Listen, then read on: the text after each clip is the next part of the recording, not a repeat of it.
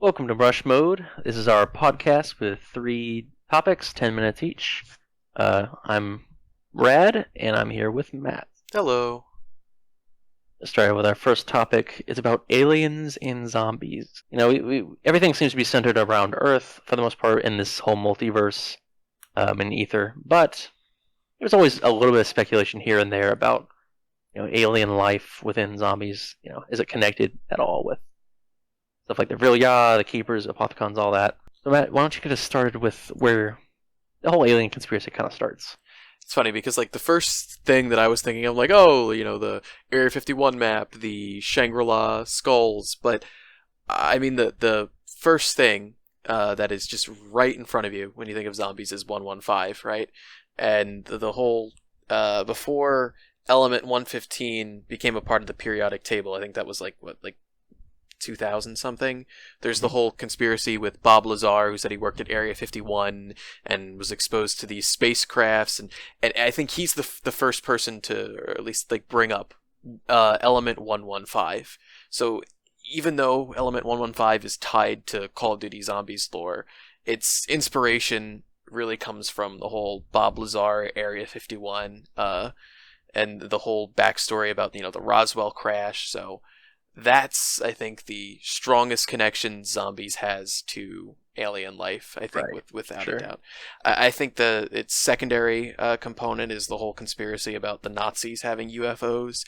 Now, you get into can of worms of oh, well, did they create them themselves? But there's at least theories, right, that they made contact with extraterrestrial life. And then there's even the connection between the fly trap that I think the conspiracy is that it was their created Stonehenge. It was like a launching site or something for their Yeah, it's UFOs. that was kind of like the real life Deriz. People would say that it's like Because it's like all a launch pad anti-gravity. for it. Yeah, Yeah, because like because in the Deglock, the bell, like a yep. bell-shaped UFO device. I did wish we got more about the fly trap and what it actually was in universe. I guess we just saw some stuff kind of affected by gravity, kind of floating around. Yeah, And which is a shame. But I guess yeah, I guess it's the anti-gravity stuff. But that's what they were really interested in, is anti-gravity devices. But I mean, there's so many different takes on the conspiracy, because you could theoretically have the whole Nazi UFO anti-gravity thing without aliens. But um, there does seem to be that common trend that UFOs are all anti-gravity devices, and maybe the Nazis got these from aliens, and then if the United States, through Operation Paperclip, got the stuff from the Nazis, then the Roswell crash is somehow related to Nazi and alien technology, which then brings us to Bob Lazar and Element 115. So I think before we even get into the other little alien teasers, I think that's just should be said without a doubt. yeah, it's 115 directly in the foundations, like Yeah. back all the way in Deriz. Like I know there's people saying, or people that didn't like the direction Black Ops 3 and 4 went, where with the Apothicons and Keepers and like otherworldly beings, but it has its roots pretty deep in. So another thing, with Area 51, right? We actually there is it actually an alien. So I mean, In the let's just multiplayer map, right? there are gray aliens supposedly. Yeah, in the multiplayer Hangar 18 map, there is a dead alien in like like a frozen thing. And I mean, if Um, you believe the connection between campaign and multiplayer, it doesn't seem out of the question. right, definitely. And yeah, and then like the terminal, we've got Majestic 12. So Yep. Majestic 12 is like a conspiracy. It most likely was not real, but it's like supposedly a group of scientists put together by Harry Truman after the Roswell incident in Mhm. 1947. Some of them like ex-Nazi scientists, just like the biggest people like Albert Einstein, people like that. And Majestic 12 actually has their own server and terminal. That's the Dreamland server, which And is Area 51. two other things. One connection and one kind of theory. But um, the Majestic 12, I personally believe, then in Zombies universe became Broken Arrow, because it just seems like everything that they were working on eventually became Broken Arrow, and Broken Arrow are the zombies' equivalent of the Men in Black, where they go around investigating these anomalies, or or hushing things that happened that the public isn't supposed to know about. So Right. you have the whole Men in Black and the whole, like they're there for like aliens and weird anomalies. Um, that's another just blatant connection to zombies. I think the major issue here is that did all the alien and extraterrestrial life become like ultra terrestrial? I think is like the term. Are they interdimensional beings now? Are the keepers, the Virlia? Is all of that supplanting alien life? I mean, I guess the best example of aliens still coexisting in zombies would probably be from the multiplayer map with Hangar 18. Yeah. But I mean, even the other example, like it was a well, the Crystal Skull on Shangri-La, which obviously being a reference to the real Crystal Skulls, but also probably a reference to the Indiana Jones movie.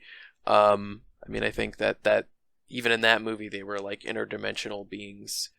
Yeah, So yeah. it, Like it's all the it, all the early like real Yas stuff could easily be it's like yeah, iffy. basically aliens. Yeah. So it's like even then, I mean, the before the you had the Nova 6 crawlers, and I think people thought in the canisters they thought they were aliens. I guess the maybe something that is more alien like were the denizens, Hmm. because they sort of had the they're like kind of a cross between almost like a little like gray alien and what's like is it the Hopkinsville goblin or whatever, the like the floating little ones. I guess they kind of seem Yeah, like a yeah. mixture of the Yeah, two there's a bunch of little cryptids that show up. kind Yeah, of pretty similar.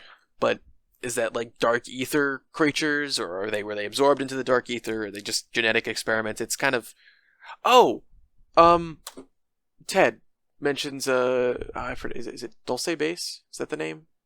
I, maybe. I Yeah, yeah, think I that do remember that. Yeah, name. I don't know how yeah it's pronounced. But yeah. yeah I feel like it's not pronounced like that. I'm sure there's something that's really bad, but um. And that's like there's a massive conspiracy that's like alien genetic testing or whatever there. So like Mhm. there are constant references throughout zombies. Just like you said, that the main issue is this now are they now sort of interdimensional beings and not from another planet? Right. Or they're just not living their normal life. Like, because everything, like I said earlier, everything seems centered around humans. Like, mhm. you see like a map of the multiverse, and it's just a bunch of different Earths. Everything seems centered around Earth. This is kind of where the Apothicons enter our dimension. It's where they hide the MPD. That seems to be the center, but Well, what if they only Earth fractured? That's something, right? ooh, yeah, Only maybe. that part of the universe became split. But yeah, I don't know. I mean, I think it's well, you know what? Here's actually last thing I'll say. The keepers in the Chronorium, it mentions the keepers in the Apothicons seeded the universe with life. So Yeah, right, so yeah, you can assume there's life on other planets. Um, right. Yeah, they're sort of like the forerunners of yeah, they that's a kind of good created comparison. everything.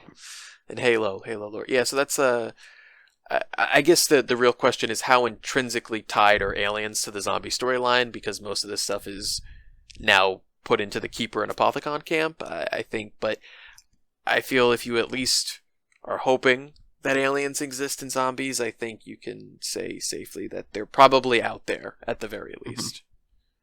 What do you think the Roswell incident is in zombies?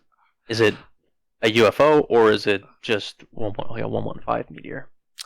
Mm, I well, we know that the Area 51, I think they was established like much earlier, and I'm just gonna the way I reconcile that is it's just been a cover up, and Mhm. that the public thinks Area 51 came much later. I would say, because I like the idea of it being a Nazi UFO, that yeah, it's probably like a test site for a lot of experimental craft, and with Operation Paperclip and Stapler, now. Uh, it probably was some type of like um, Nazi craft, or who knows? Maybe they were even some keeper or apothecon object they recovered at this point. But I think it's somehow tied to that. I think Yeah, it's more than I just would a agree. meteorite. Yeah, because I think it would be probably tied to 935, considering Yeah. everything they do in the server is like related to what Group 935 was doing. Dare Reese. It's all Plus, about them. plus, it fits the Majestic 12 conspiracy, consisting of former Nazi scientists. Like, it's like, okay, you bring the people who worked on these things, or would have the Yeah, knowledge and understanding of what this is to reverse engineer it for everyone else. Um, Because if it was something strictly extraterrestrial, like I still get the idea, bring your best minds, but it just makes more sense to have that direct connection because they worked on it. So, Sure. but fret not, still believe aliens are out there. Okay, so our next topic is a question, a simple question. Could Dr. Monty beat Superman? We can kind of expand on that, but what are your first impressions, Matt? Um, I think if there's anything that can trump the just the messy canon that zombies, it's probably comic books because there's I'm sure some iteration of Superman out there that could absolutely do that. And I mean, I think there's like one comic where Superman lifted Infinity, but the first thing that kind of came to mind though, if I were to try and I'm not an expert on comics, so like I said, I'm sure there's some version out there that could. I think of the character, and I'm gonna mispronounce it. I found like I had to look up like how to pronounce was it Mixie Pitalik, or I've got Mixie like Spitalik, Mixie Pitalik. Anyway, I'm just gonna call him Mix. That's what they say. It's a character in the DC universe. It's like he's from like the fifth dimension, so he warps reality, and a lot of times his interactions with Superman are sort of and I don't know what they don't really like fight each other. He sort of like harasses Superman.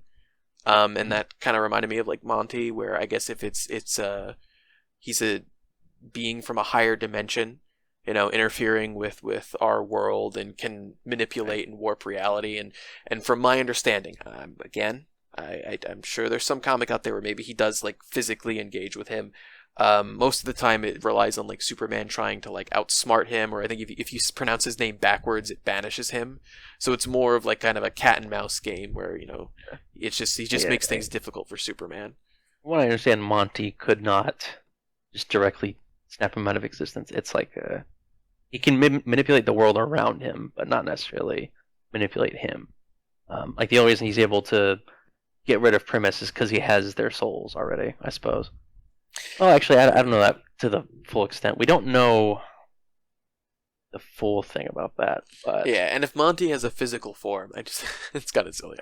I always that like these like versus matchups are it's always so bad when you do a comic book character because there's so much there's so much to account for. I think it's entirely possible, but if we go under the premise that if Monty does have like super duper reality manipulation, I think it would probably rely on more cunning and guile and wit on Superman's part. But right. Superman, I think, is also meant to be like indestructible. So I don't think that. Right. I think Monty is not as powerful as you would think. I mean, he even kind of underplays. Like he does explain he's not omniscient, or what is it? He's not omnipotent. He's omniscient. Yeah, I think he's. I know he's not omnipresent. I know that so he can only be at one place at one time. Right. But, I mean, Dr. Toad, and he's not able to do anything when they break the cycle, and he can't find them, I suppose. And like, I also wonder to what extent, like, where their reality manipulation comes from. Like were the keepers, did they evolve to become like reality warpers? Because is there some part of him that is like does it come from his consciousness, right? But he still has a physical body. So I suppose it's possible for like Superman to actually like beat him up or something before Monty can even like bring things into existence. Well, I guess it's like, what is the setting? Is this set in the DC their multiverse? So like, does he not have the power of the ether behind him? He doesn't have Agartha. Oh, yeah. This is, if Superman was in, surely Monty could just bring some kryptonite into existence. You could alter the timeline so someone brings kryptonite to this exact spot. They're gonna. Yeah, I wondered about that too. But it always seems like it's like when people argue with Batman versus Superman. It's like, well, Batman has all these plans and contingency things, but yeah, like Superman could just fly into him and snap his neck. But yeah, I thought about that. He could bring in. I just think, from my understanding, when Superman deals with beings like Mix, and I know the other one's like Trigon, like the super high demon lord. Raven's father. I don't think they ever go on like a head-on fight, and it's usually resorting to some type of like banishment or something else. So yeah, it would definitely be more than just a throwing fireballs at each other. It would be something more interesting. I guess it really, like you said with comics, it depends on who's writing at the time. Yeah. Who has the advantage. Yeah, I guess this is the one time where there might be a little bit more leeway because I feel like most of the time it's like, oh well, could X beat Superman? And the answer is like, no, you can't beat Right. Superman. Like you, Well, it's like consider this: a random Russian soldier beat Monty, yeah, with because he had this, he had the Canorium, he had this, he had time to plan, he had information about things to defeat him. So like, would Superman have that foresight? Maybe I guess Batman could beat Monty.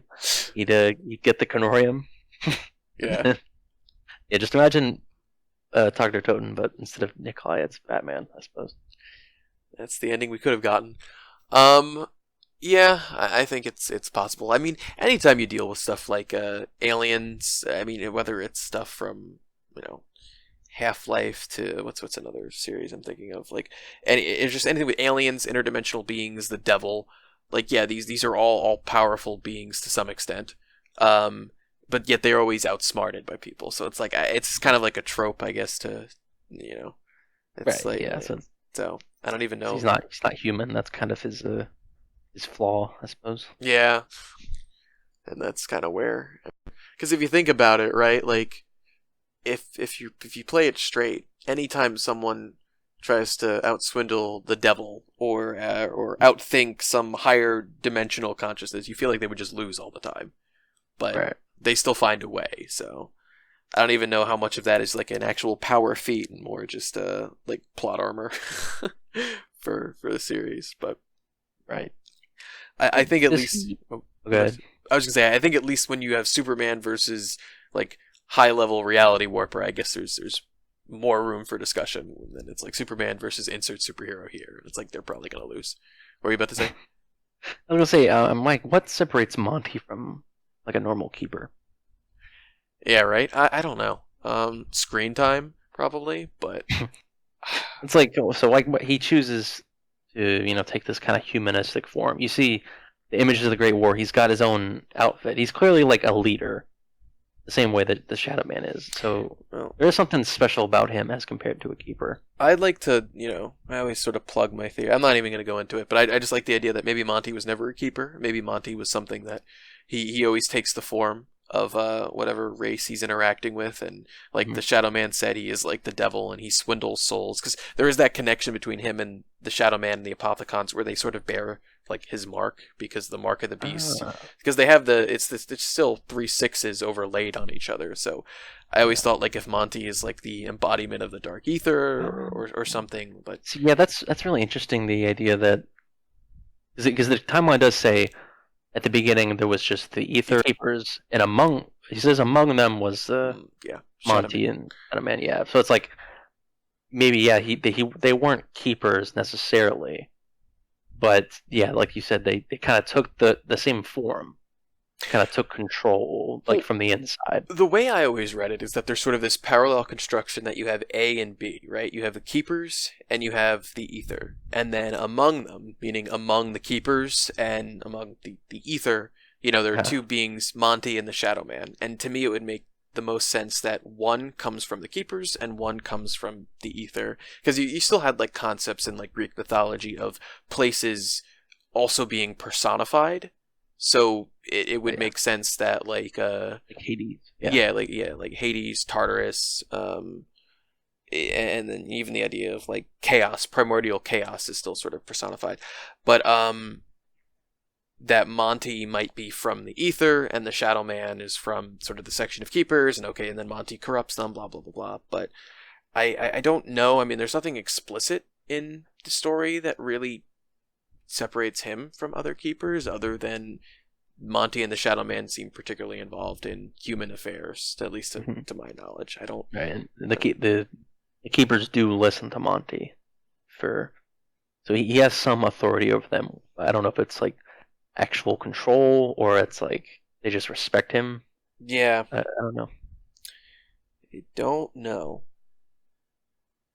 Just like we don't know who would win in a fight, Superman or Monty. Whoever's writing, if I'm writing, I don't quite like either that much, but I I like guess I would. Superman. I think Superman can be written well, so I would give it the Yeah. I'll go with the Super Ant. I think that they'd be more interesting. I think it's like one of those things where it's like you could never truly defeat a certain entity, you can just banish it. So that's Yeah, probably how it kind of works. There's always some weird like contingency. yeah, probably. But it's just And then resolves the duality. yeah, yeah, it's just like I don't know. Those are always such a quagmire to get through, and I know it's sort of like a meme topic, but still, it's like I don't ever do who versus who because you're always gonna have like such a dumb power It's just level. back and forth. It's just whoever's whichever one's your favorite. Well, it's like I think the problem is sometimes there's like matchups where they're just clearly outclassed, or like the universes play by different rules. Like it's Yeah. like I don't know, like SpongeBob versus like Spider-Man or something. Like how do you even quantify like cartoon physics with like the universe? I don't know, it's just, like stuff like that. So our third topic of the night is about Sam's mother. So there's kind of conflicting information about what happened to her. Timeline says one thing, other things say other things. So we're going to kind of talk about that.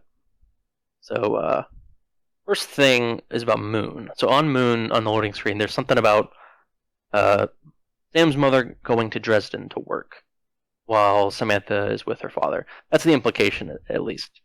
And that wasn't readable in Black Ops 1.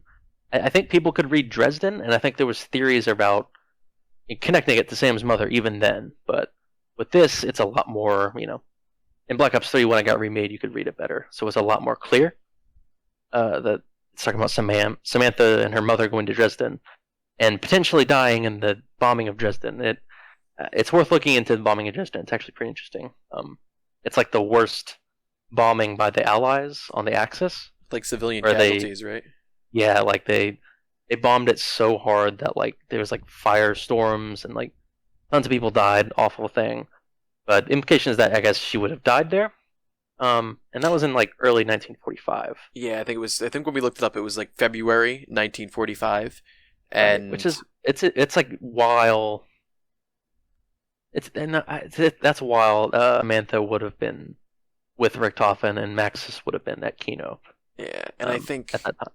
yeah, because this is the problem we have with sort of like matching it up because it if she did die in the Dresden bombings, which I feel like given the World War II theme and the fact that most of these maps and everything sort of occur around 1945, it seems weird to name drop Dresden without intending to use the Yeah. Dresden bombings.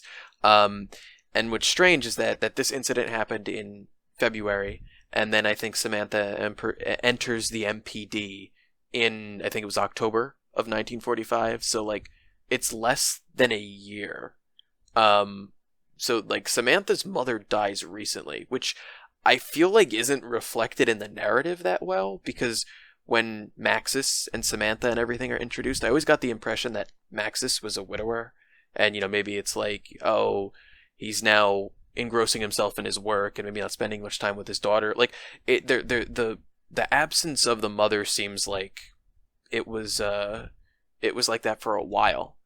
But Right. I mean, I guess the way you could rationalize it is like maybe after what happened, Maxis's way of coping is to just delve right into his work, and I don't know, maybe even Sophia is Maybe. is sort of a coping mechanism. But like it's It's like I think he was already working at Doris and like was talking about Sophia. So I guess it would be like an affair. That's yeah, strange too. that's what I wanted to Um, get to. Yep. Yeah. Because it's like the problem with the whole Sophia is now it seems like it was Maxis having an affair, because if the mother died in February, I mean, like, that's why if you still want to keep it clean, and maybe Maxis is an upstanding gentleman and would never do that, I mean, then I could say like, oh, like Sophia or whatever was his way of dealing with that loss. But yeah, if the mother's been around, I feel like the implication is that Sophia and Maxis were having an affair, which is why I feel like the original narrative was the mother wasn't around for a long time. I would yeah. Max is total creep. He's- but we'll see. This is where it's like annoying because the timeline specifically says like outright that Samantha's mother dies in childbirth on the same day she's born in 1934. So like that's pretty explicit. But at the same time, that comes out when Zombies Chronicles comes out. Yeah. Chronicles had the song "Remember Forever," which is very clearly like a mother point of view, definitely like about Samantha, and that kind of implies that like she knew her. But And what? to top it off, the cleared quote where it says, "Have fun with Papa in Poland. Mommy will miss you, but she has work to do in Dresden." One that implies that there's already interpersonal interaction, like if Samantha just didn't Yeah, know it, yeah. but two, that was also released after the Chronicles timeline. So I don't know, like I don't know what to believe. It's not just like one thing. Yes, this was sort of a blurry quote from um back in Black Ops, but all the other loading screens for some of these things were edited. So like if it did conflict with some type of retcon, I would imagine Treyarch would have removed it. But they have Right. the conscious decision to, or had the conscious to implement the "Remember Forever" song, the quote, and put on the timeline that she died in childbirth. Right. So In time, are it's we? very strange that we would choose to do that. Unless like I don't know, is this, are we dealing with fractures, or maybe this is the original universe? Maybe it's the very first cycle. I Mm, guess the mother was around, and maybe afterwards she died in so childbirth or long. something like Yeah. that. Well, yeah, there was some really really old like throwback theories that she died at Verrückt, and it's like Maxis. She like went insane or something. Maxis was like experimenting on her there, and she died. Huh? There was like weird extrapolations. I remember maybe because I think Verrückt had like the crying, Oh, the like mother, yeah, crying the wound. baby, Yeah, yeah, yeah. I just, but yeah. I don't There's know. that. I do Yeah. think Cold War has the potential like Oh, definitely. Samantha could talk about Maxis and even Sophia. Um, just I don't know, just Right. kind of If clearing yeah, the. she starts getting those memories again, it's like yeah, she can kind of explain what the deal is with her mother because I am curious. Also, like in Moon, whenever Samantha switches bodies with Richtofen, she does mention stuff about her mother, like she knew her. Like Yeah, Molly said, "I don't have to eat prunes; it's for old people." Stuff like that. and like it seems like with everything going on, I mean, unless they're just numb to all the tragedy because it is, was a time of war. It feels like the mother's death was something. I mean, she wouldn't have died in childbirth, obviously, if Samantha to make that quote, but it sounds like it was in the past because they don't really seem that bothered by the mother not being there. Right. I mean, I guess you still could find a way to explain it, like, oh, well, the ether, and she's sort of like kind of possessed, so she's not really, she's more like sadistic and doesn't care as much. But like, Mhm. I don't. It just everything just points to, excluding those sort of bits of information on the quote and the song. It just seems like it it's been a while. They've moved on in a sense. Yeah, they didn't really answer that very much. There's I no. have two different kind of interpretations for how you might reconcile it. Mm, I think one of them, maybe the more interesting one, is that Samantha is kind of repressing. Like she knows that she died, but it's like she's so young, and it's mm, like she died in childbirth, so it's like she could easily blame herself for that. So it's like maybe she is repressing it, and like that quote on the loading screen is like kind of her imagining what actually happened to her. Because I mean, Dresden bombing might have been like really big news to her growing up. So like that would be something she could say she died there rather than it being her fault. Um, and that would kind of like explain why she talks about her like she knew her. And also, Remember Forever would be not literally the mother singing, but like how Samantha imagines her mother would talk to her, like talking about shipwrecked childhood dreams, remembering forever, taking care of you forever, that kind of thing. mm. The other school of thought is that Maxis just didn't tell Samantha that's how her mother died until right before Moon, potentially. Because he does tell her that she died, but like it would be like, the same reasoning. Like she would blame herself for her mother dying because she died in childbirth. So like Maxis kind of made up this whole narrative that she was just working and that Samantha had to stay with her father the whole time. It's like the idea of him like just forging like he's just been writing letters to his daughter. Yeah, I yeah, I mean, I wouldn't put it past them. Uh, I, possible. Very sad either way, but how about uh, a conspiracy that maybe the initial cycle to kick off all cycles? What if the first thing Samantha did when she entered the MPD is try and bring her mom back, but it's like the classic Oh, trope of she yes. brings her mom back, but she dies in Dresden, and she just can't escape that fate. Well, see, I was gonna say because if you remember forever, like the trailer, the one with the Samantha. There's like a kind of like ghostly apparition kind of floating around in the house. Mhm. Like maybe it's like her soul is still like maybe like through the MPT she'd kind of preserve her soul, kind of the same way that like Jeb Brown's mother, right? Yeah, something like So that. like she's kind of always with her in the house, like protecting her, keeping her safe. That's That kind of that's sweet. that's kind of sweet, yeah. Yeah, I but like it's that like, idea. but like, yeah, maybe she also tried to like inject her back into the timeline, and then like it's Mm, just like she's fated to die, so she can never live with her mom, but right. it'd just be So it's like yeah, she's like she does know her, but not quite. So it's like all imagined, like all the stuff that she remembers about knowing her mother is like kind of it's kind of memories from those. Interesting perfect topic though. world. That's there's a lot to pull from that. Yeah, Yeah, very good episode, Matt. I love that thank one. you. Especially the Superman Uh, discussion. oh yeah, deep discussion. Thank you for joining me. No problem.